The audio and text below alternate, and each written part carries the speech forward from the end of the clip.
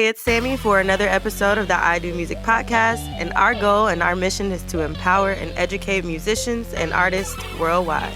And on today's episode, we sat down with CEO of Oomp Records, Big Oomp, discussing Oomp major contribution to the Atlanta music culture, owning the largest Black-owned retail chain in Atlanta, and how he's established multiple streams of income.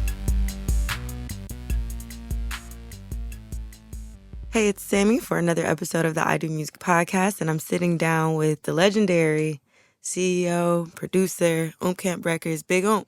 What's good? What's up? How you doing? Everything good. You like the missing link to the puzzle of a lot of stories that we've had on this podcast. Yeah. And I never thought that today would be the day that I actually have you here. I'm up early for Kurt. For Kurt. Yes, I mean, as most of our guests, they only do this for Kurt. So I appreciate you. Kurt's special, man. He I can't tell him no. He called, I gotta go. And why do you think that, how have you been able to form that relationship with Curtis? I know that you've obviously worked here.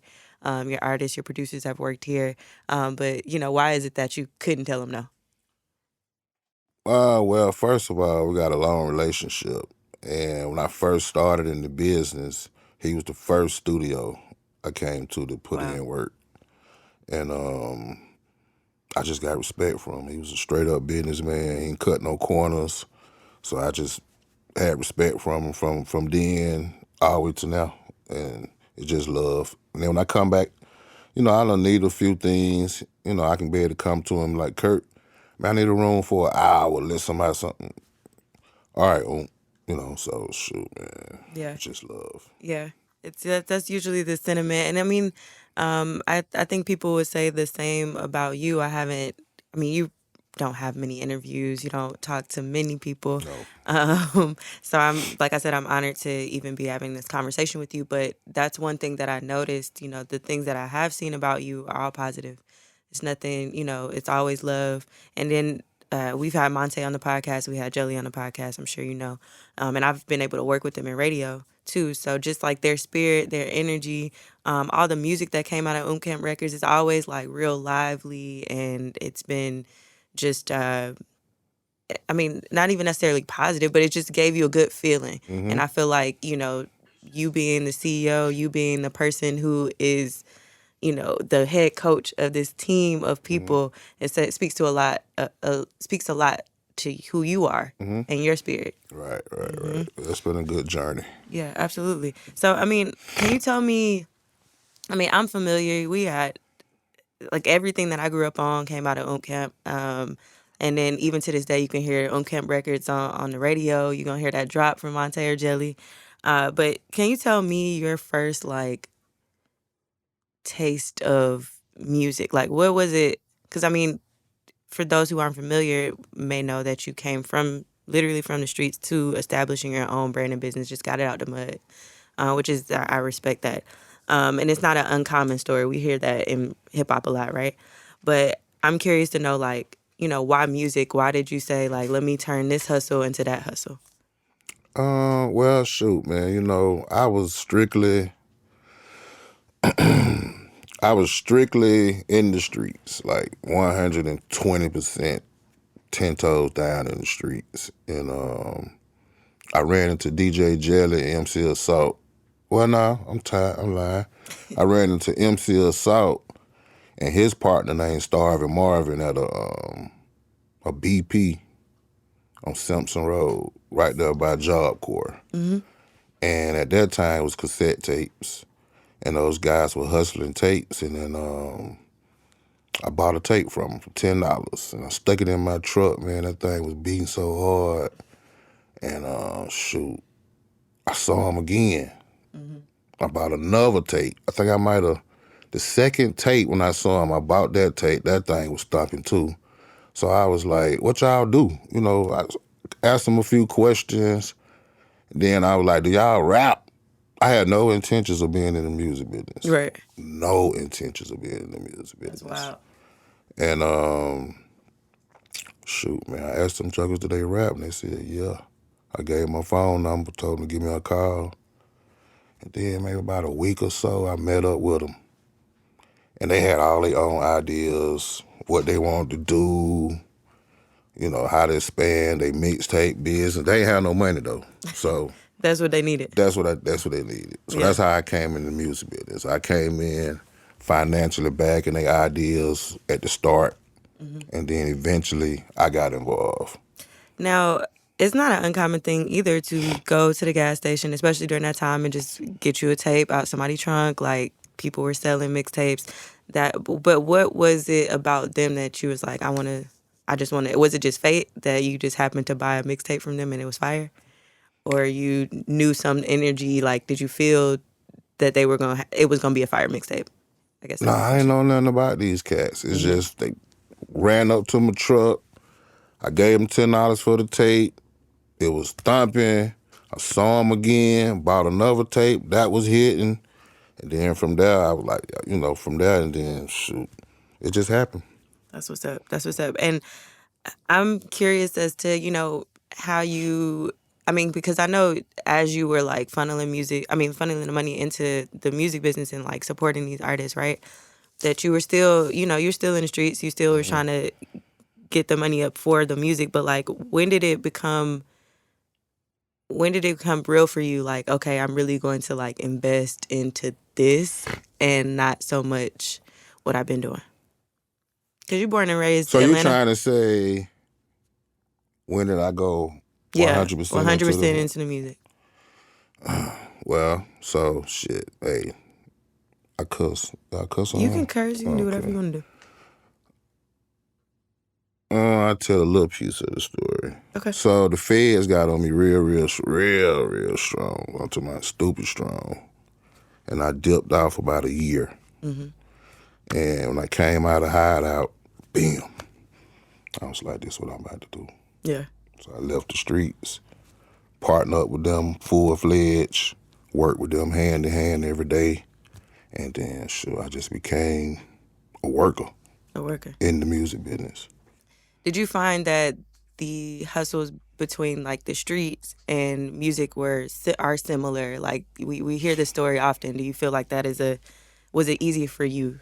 Yeah. It's a hustle. So how I started in the streets was like anybody else hustling, you know, throwing my pitch to the customers. I got the best, woo, do, do, do, do. So in the music business, the way we started, it was the same thing. We started with hustling mixtapes on foot. So we would go do the gas stations, the clubs, the car washes. We'll go do the events. So it's the same hustle because you got to approach somebody and you got to present your product and you got to convince them that it's good enough for them to go in their pocket and buy it. Mm-hmm. So it's a hustle. It's a whole hustle. Like, if you don't got your mouthpiece right, you're not gonna get no money out that joker. So you got to. Facts. It's a hustle. And Facts. for us, we went from street hustling to when we first got our first flea market booth, and In Greenbrier. in Greenbrier, it was the first one. So you know, oh shoot, man, it's packed with people in there. And what? Hey, you got to hustle. You got to Right. say, hey, we got these mixtapes over here. Come check us out. That's hustling. Right. Yeah. Right. Absolutely. Um, Now, you had the largest black-owned retail chain Chain in in Atlanta. Atlanta. Yep. 12 12 record stores. stores. That's insane. Yeah. And I know like initially, so the first one was in Greenbrier, correct? Greenbrier, yep. And then you had another one that same year. We put another one at Old National Discount Mall, which is still our only store to this day, 29 years later. Wow. We still there. We open right now. That's amazing. 29 years we've been in there. That's amazing. Patchwork celebrated 25 years this year. Mm-hmm. And I was looking at our like tribute video from the employees, past employees, and something somebody said is like, a lot of businesses don't make it, 2-3 years, let alone 10, 15, 25 plus years. That's a really huge accomplishment to see that, your work is still standing. How or why do you think businesses like yours or Patchwork make it beyond that threshold? Well, of course, you got to say customer service and good product. Mm. That's it. Customer service and good product. We have a great product that people will probably continuously buy are listened to forever. Yeah. Forever, forever, forever. Yeah. We have mixed CDs we've been selling for 29 years. Yeah. And they still sell right now. Which is so interesting because, I mean, obviously with streaming and with, you know, things being online, you can go to Bandcamp, go to all these like different streaming platforms to get music and mixtapes specifically. But people still buy mixed CDs, especially in Atlanta. We still sell a lot of mixed CDs. That's It's crazy to wild. say, but That's wild. we sell a lot of. I still wholesale CDs all over the country. I still sell like 20 stores. That's amazing. I went from 120, 30 stores down to about 22 stores right now. But still, CDs. that's interesting. That's interesting. People like the physical though. That's why the whole vinyl thing is coming back. People are like buying actual records because people like something physical versus like the streaming. What do you think? How do you think the evolution of like? So check this out though. Yeah, let's talk about it. We have a mixtape app called mixtapemonsters.com. We have USBs, but people still Prefer. the CD. Also, Oh, the also. physical copy. Like I'm speaking on you saying Oh, got you. people want that physical. We have people that's on our app that buy our USBs and still want the CD. It's real. If that ain't a true fan, Jesus Christ. Facts. Facts. I mean, okay, so let's talk about it. So we talk about the record stores. You had over 12 stores, largest black-owned retail chain in Atlanta. Huge accomplishment. Beyond that, y'all were doing everything in-house. So you started with the DJs, then you had producers, you had your artists. Like I said, the record stores. I mean, I saw you had like some spray. I don't know what type. Big Oomp spray. Big Oomp spray. So we started with record stores, right? Then we started with putting jelly in them in the clubs, like 559, 321, Nike Pavilion. Like we like literally was the DJ back then. Triple J, like we was them DJs that broke Atlanta music. Let's pause right there for a second because during that time there weren't like Atlanta which I thought was weird. I mean, I was younger, so I wasn't in the club, but they weren't like Atlanta DJs, so they weren't playing Atlanta music. It was like New York, it was East Coast, here in the South. East Coast and bass music.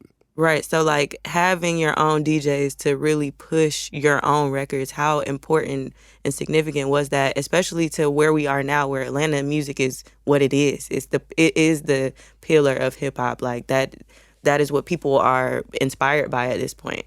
Versus back then, where it was like you didn't know what an Atlanta artist sounded like. There was no Outkast and all the things that we have to look back on today. Right. So way back then, the DJs was mostly pushing New York music in the clubs, radio.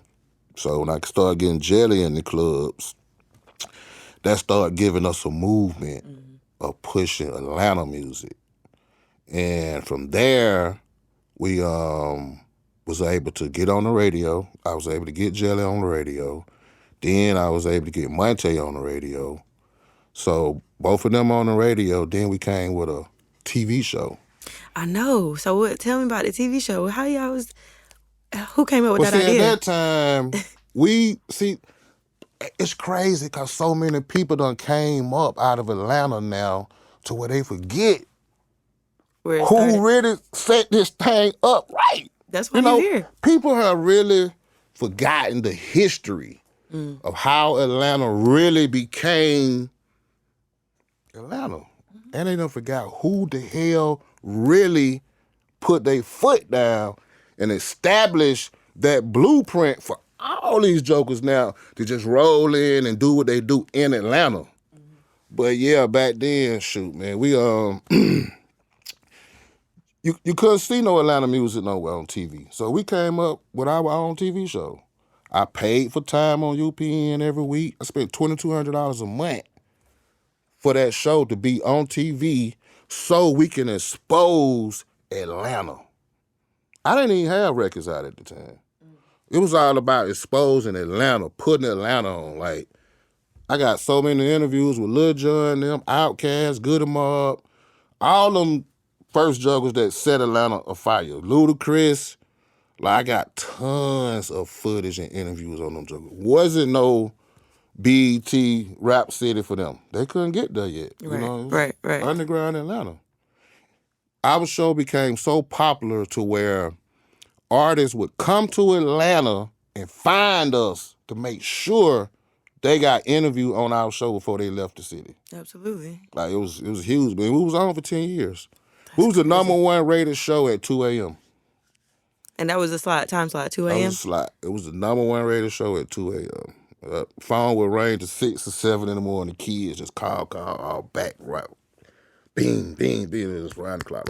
Was it live or it was recorded? It was recorded. It was recorded? But the phone would be live. live. Yeah, we would answer the phone all night. Wow. It looked alive, but it was pre-recorded. We edited it, put it together, but you can call that phone number and somebody gonna answer that phone. That's so interesting to me because, you know, I mean, I have a niece who is in film and acts, and she edits everything. And I know you have a son who we have like so much access and so many resources. And I feel like, you know, during the time that y'all were coming up and providing this space for us to be able to thrive, I think that's so interesting to see like how y'all made something out of nothing.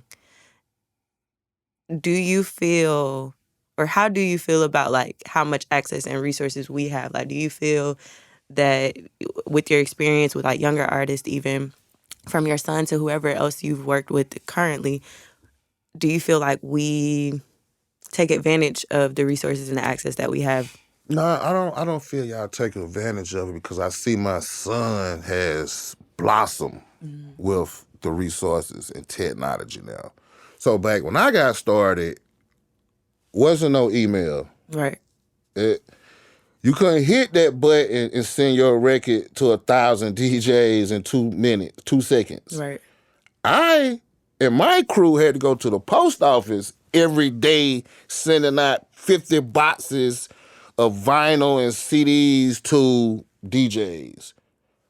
So the resources and stuff now is immaculate. Like I would love to just rebirth myself back to young, start all the way over, because I don't have the grind no more. Like I'm passing it on to my son. I might tell you, like, I'm into real estate, I'm into film, I'm into I'm graduating on to the higher level of trying to be a businessman. So the music business I'm still in, but if I can just start all the way over, 20 years old, with the resources what y'all got now, where I can just email my record to 100 DJs and I ain't got to keep going back into that post office and UPS right now. Oh my God, please. So, okay. You independently sold that first record out of Camp Records, Hitman Sammy Sam. First off, let me first say this. My coworker from V103, when I used to work at V, would literally scream, Hitman Sammy Sam, every time I walked into a building, a remote, anything. So, like, and I didn't grow up on Hitman Sammy Sam, I'm not gonna lie. I, of course, listened to all the music prior to this interview, but I didn't grow up, so I always be like, what? Confused. But Hitman Sammy Sam obviously was a pillar or like the beginning of Camp for you in terms of like independently selling that first record. So I want to know, like, this is Riding with Some Killers, or Players, the actual like record. How did you go about getting that? Because it did well. I know that wasn't like the record that did it for Camp, but that was the first one you did, and it was independent. How were you able to do all of that in-house, get it to... I watched the interview where you literally said, I demanded, and I think that's kind of what I want you to speak to. How you go into a radio station, which was 97.5 at the time, and say, you know, like, I demand you to play this record for Atlanta. Well, like, how did it work? When I came out with Sam, right, so Atlanta, keep in mind, Atlanta back then, they just didn't support Atlanta. You got Raheem the Dream, Kilo, Sammy Sam, the Hard Boys, MC Shy-D, a couple of more bass artists was out there. But as far as gangster music, street music, It was really like, I want to say Sammy Sam, Hard Boys, but Sam was my artist. Right. So let me just speak on Sam. So when I signed Sam, Sam had already been this underground street artist in the streets in the hoods. So he already had a name. Mm-hmm. So by me being in Mechanicsville, where Sam is from, Sam would be over there just freestyle. I mean, literally freestyling all day. And he'd be snapping. Like, people would come and just stand around and listen to him every time he started rapping. So Sam came up with this song. I had a convertible Cadillac. Sam made this song about my Cadillac. And I used to ride to that song all the time. And then I was like, man, I'm going to put this joke out. And got in the studio, made some records. We put out this EP first with about 5 songs. And a song was on there called 1 on 1, 2 on 2, Cocaine on My Brain, about to drive me insane. Now that blew up through the streets, the hood. Like, everybody was bumping that record. So from there, I saw, okay, I got something going on. Yeah. So we're back in the studio. We started back recording. And end up coming up with the Riding with the Players record, which ended up being a stupid record, right? So, of course, now it's time for me to start trying to, the clubs, Yeah. the DJs, record stores. Because at this time, I didn't know what to do. Right. I was as green as a butterbean to the music business. And this is how I actually got a brick and mortar record store also. Because I was just only in the flea markets. But when I came out with the Sammy Sam album, I first went to the stores. Stores wouldn't pick up my product because they said that I didn't have a barcode. Well, I didn't know what the hell they was talking about. Right. And I didn't have a barcode. Right. So I got mad. Y'all ain't gonna take my product. Woo. I went and found me a store, fixed it up, bam. Now I got a big brick and mortar record store. Still out my own shit, right? Right. So at this time, now I'm like, how do we get our record in the clubs, right? So we would potsy up and we start hitting the clubs at night. And we ain't know what we was doing, you know. All we know is we want our record played. Right. So, man, we would hit them clubs deep. We'll go to the DJ. DJ was just straight on some F y'all, you know. We don't know y'all. We ain't playing y'all shit. And y'all shit is Atlanta. Well, after about 2-3 weeks of not getting nowhere with that, switch that up. We straight went on some mob shit. Like, you gonna play this record, we're gonna stand here till you play it. Right. So that became a trend of how we monopolized our club. We're gonna posse up on you. Right. You gonna have to play this record. You know what I mean? But at the time when they play it, I break them off. You know what I'm saying? Right. Like, in appreciation, not just we bullying you. I just want you to play our record. If this is what they're going to take for you to go on and play it, then come on with it. And then you know to play it, we'll break them off. So that was how the club scene started working. We ended up getting a vibe with that, moving around, started getting a couple of DJs on our side with that.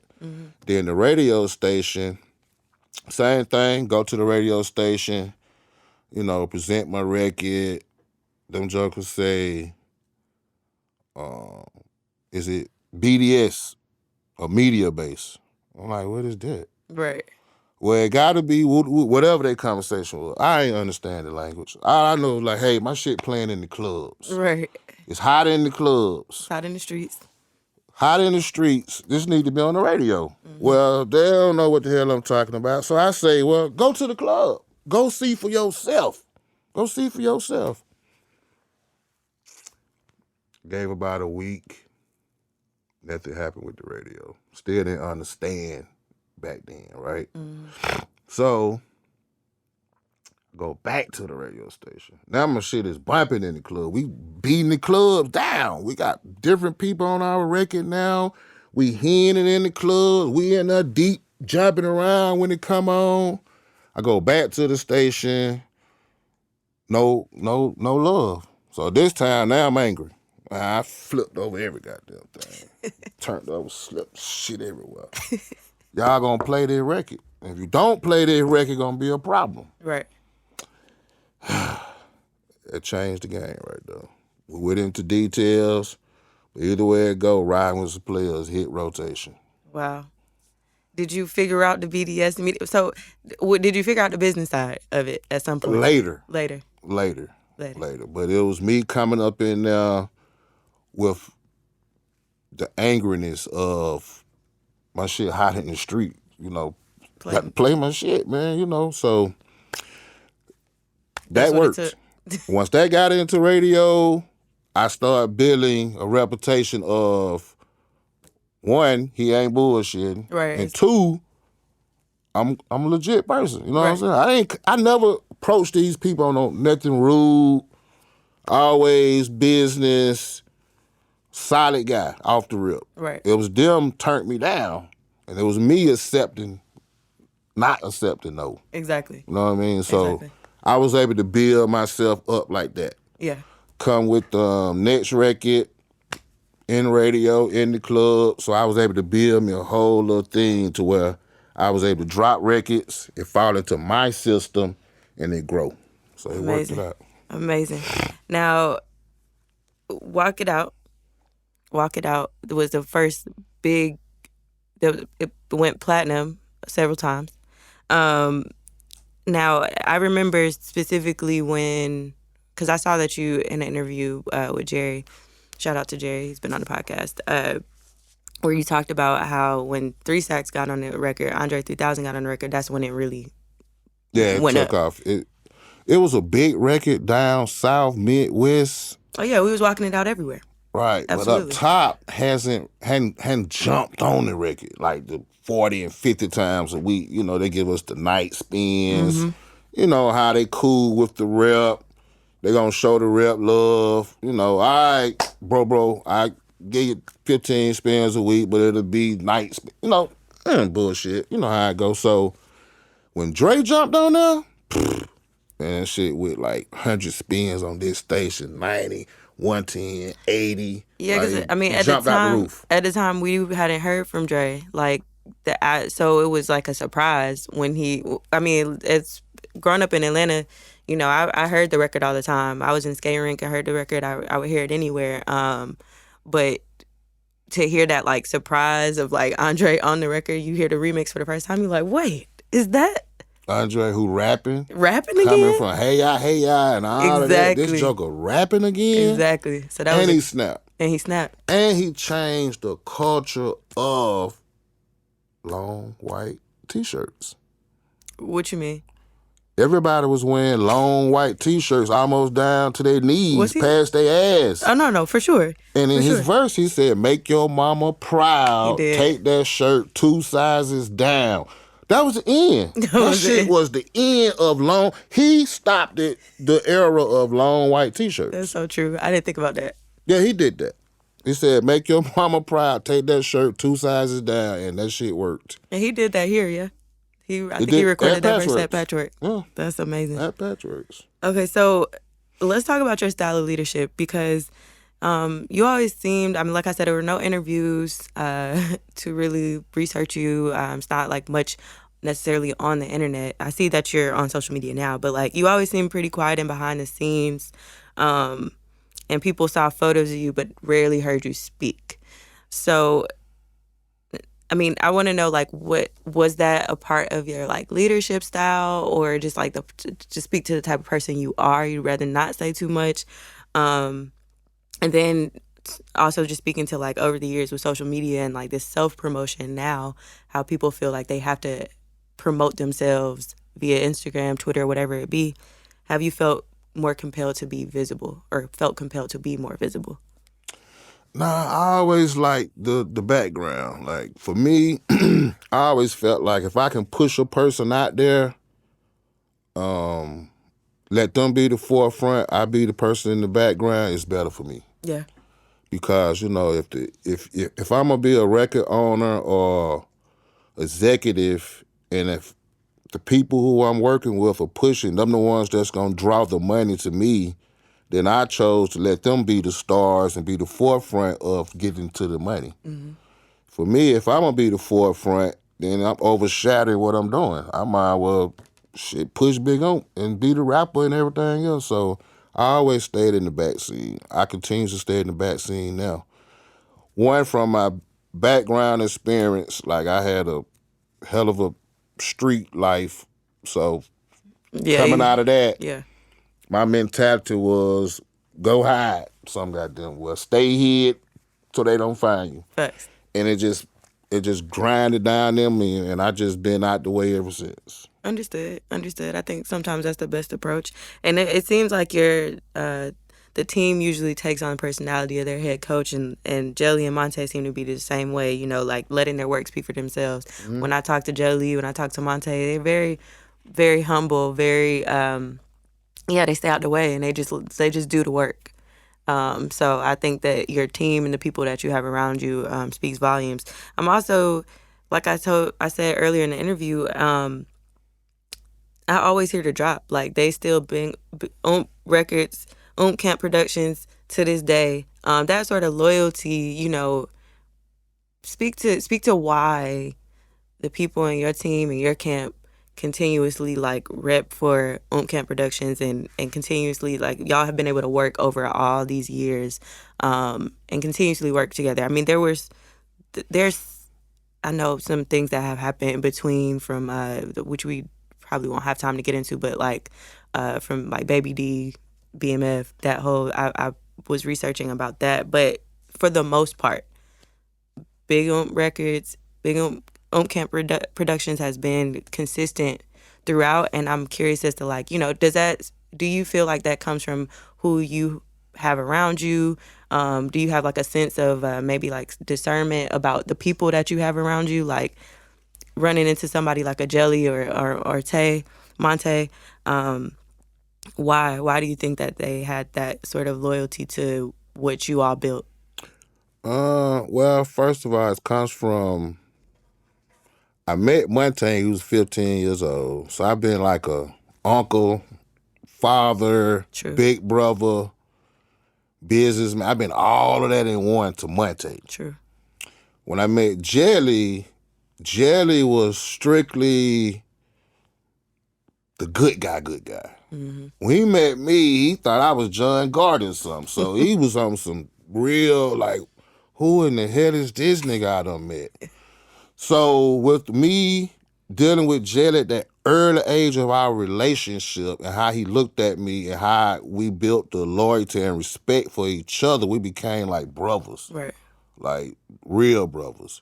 So I think that bond that we built at the beginning of our relationship is just it probably never ever go nowhere. Yeah. Like me, him, MC Salt, we've been together 30 years. Me, Monte, we've been together from the day one. Right. And it's just really just friendship, love, and loyalty. Yeah. That's why we still together. That's amazing. Now, do you recognize that? I mean, obviously, you talked about it because you talked about the history and like how people don't really know the history, but your contribution, let's speak to that specific contribution to Atlanta music culture as a whole, like where and how far we've come. Like the fact that a Lil Baby, a QC, all the things that are coming out of Atlanta can come out and thrive in the ways that they do. Even from a business perspective, you having to learn about the BDS, the media base, and now that's like knowledge that we share all the time here at the studio. Like, can you talk about your sacrifices that you made to create that sort of space for the city? Like, do you feel like do you feel like Oomp Camp is appreciated for what you've been able to provide to the city? No, I don't. Because they don't forget that all these cats have interviews. They get a chance to be able to say something. They don't forget. So, yeah, I do. But, Walker, so I don't be on social media, right? My son all over the stuff. So he sent me a little clip saying Walker was like, hold on. How did I forget Oomp Camp? Oomp Camp? Oomp Camp ran Atlanta. When I heard him say that, I was like, oh, shit. And this is a nigga who didn't fucking forget. While the rest of these niggas don't forget. Excuse all this shit, but But I'm like, this is somebody who didn't forget. He started naming all these cats' names that's juggling now. Then that man said, hold up. How did I forget? Oh, stop all of this shit right now. Camp. When I saw that, man, I damn near cried. I was like, damn. This is what I'm talking about. This is the shit the rest of these cats done forgot. He almost forgot. Then he said, hold on. Stop this shit. Y'all need to Google that interview. I don't even know what it's on. I don't even know, I but think it's out there. absolutely. I'm happy that that he said that He because said that. his And a lot of these cats, they don't forget. I was, before T.I. became T.I., I cut the way for T.I. But T.I. ain't never said, Big Oomp, man, you put in work for this city. Boy, you did it, Big Oomp. Yeah. You did it. Yeah. None of these cats said that. So when I heard Walker speak on it, oh, man, it's crazy. I was like, wow, this is all right. And I ain't looking in front for nobody. I made my way. Right. I'm self-made. Right. So I don't looking for no handout or shake for nobody, but it's good to hear from what I did do for somebody 20 years later. He wasn't even a part of my beginnings. Walker's young compared to what you did. my career in the music business in Atlanta. And for him to come up and recognize it and speak on it, that shit was big. Absolutely. Absolutely. Now, I have a question in terms of your entrepreneurship. Have you ever worked for anybody else? Nah, I ain't never. Never. Nope. He said nope. That's it. No. Has your you're married? Has your wife? Yeah, I'm married. Has your wife ever worked for anybody else? She had a bunch of jobs until she started working for me. When she started working for me, then she ain't had another job. That's all she wrote. How about your son? Has he ever worked for anybody? None of us had a job. I got 3 kids. They are entrepreneurs. So did you have parents who were entrepreneurs? Like, what was that? Yeah, my mom never worked. My dad was a street guy. He was the big number man, moonshine man, and weed man back in his days. So, he invested his money into real estate. Like when I was 5 years old, my dad owned over 100 properties. Wow. So I growed up into the real estate life of cutting grass, cleaning up, working. Like I know how to cut grass, paint, plumbing, electrical. I got about 7 trades Out of just of construction type work. Right. I got to pull concrete. Like I know a lot. I worked from like 5 to 17 years old with my dad. Wow. So I learned the whole business of building houses, fixing up apartments, and that's how I became in real estate. I own 31 properties right now. That's amazing. Yeah, I was gonna ask you because I'm like you are like a serial entrepreneur in a sense because you've had several businesses within the business of not just Oomp Camp, but just personally. From I saw you were tweeting about stocks. I hope my stocks is straight. Why do you think it's important to have your hands in different bags, and like how many streams of income do you currently have? Oh my God, I'm up through there. I'm up through there. I'm trying to get like you. Stupid stock portfolio. I advise everybody to get them a financial advisor, a good one, because a lot of people know what the hell they're talking about. Research, get you a good financial advisor, and get you some money involved, and let that money make you some money while it's just sitting away. Get yourself involved with real estate, because dirt is not going nowhere. Right. Pay your property taxes, and it's not going nowhere. Shoot. What else you asked me? I was just asking how many streams of income you had. A lot. Not to be talking like that, but shoot, I got real estate, stocks, royalties, the store, the record store. Record store, got a mixtape. I got a lot of stuff going on. How do you keep up with all this stuff? And have a family and like... I got a piece of paper. So I'm old school. I know everybody in their phones and all that stuff. I got my paper. I like a... So I'm old school. So I got a things to do list that I make up every morning. And as I go through my day, I scratch it off. That's how I operate.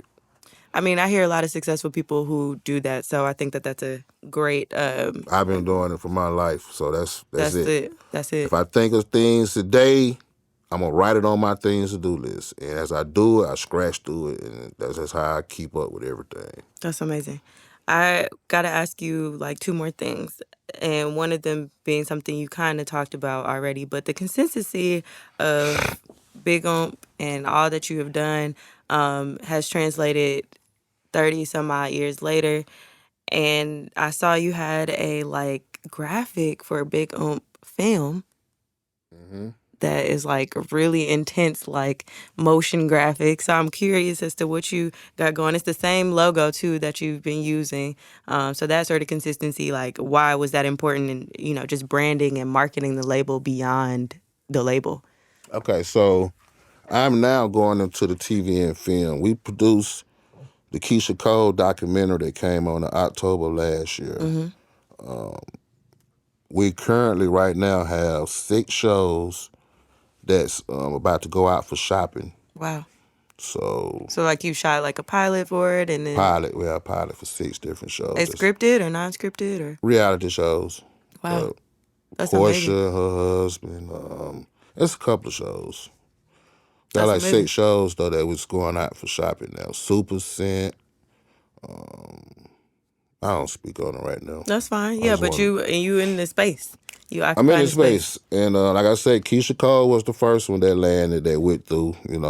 So now COVID came, so it really, Lord have mercy, it really put a dent in a bunch of stuff that we had going good. Yeah, Like yeah. literally, golly, if somebody can say COVID messed them up, I know the artists can for sure for their show money. But yes, for me, it shut we had a lot of stuff going on with the film side and just really put a halt to it. Yeah, I mean, I think that we can all attest that COVID has done some damage for Yes, for most of us. it really, But because my film stuff was really, the Keisha Cole show did excellent. mhm, So that set us up for a lot of opportunities. It's yeah, like you got a hit record, the record label looking for your next record. What you got next? right, exactly. So it set us up real good, but, it ain't over. We own it. Definitely not. It just gave you a moment to be still for a second, and For still. and just keep it pushing as we figure this shit out. So Mm-hmm. I feel that completely. I gotta ask you one last thing in terms of the football league because I know you've participated in the Frank Ski Bowl. Y'all won the Frank Ski Won the Bowl. Frank Ski. That's a big accomplishment Yes. for the Yes. community. What's the importance of community to you and like uplifting not just the indie and your local artists, but um, you're pouring into your community and these kids through the football league. What has it taught you, and how do you find joy in that side of things? So I started out with my son, and but as I was out there, I saw and noticed so many kids that needed some positive role model around them. So like for me, I don't cuss the kids.